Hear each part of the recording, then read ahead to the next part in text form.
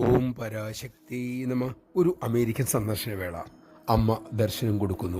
പുറകിലിരുന്നൊരു ഭക്ത ചിന്തിച്ചു, എൻ്റെ ചോദ്യം ശരിയെങ്കിൽ അമ്മ വലതുവശത്തേക്ക് നോക്കണേ, തെറ്റെങ്കിൽ ഇടതുവശത്തേക്ക്. അവർ ചോദ്യം മനസ്സിൽ ചിന്തിച്ചു. അമ്മ ഉടൻ വലതുവശത്തേക്ക് നോക്കി. അപ്പോൾ അവർക്ക് സംശയമായി.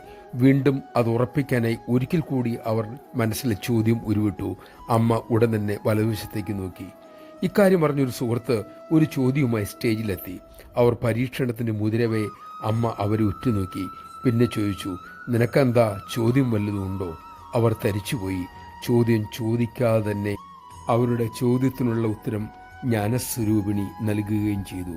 നമഃശിവായ. ഉള്ളമറിയുന്നൊരമ്മയെ ഒന്നും അറിയിക്കേണ്ടതില്ല.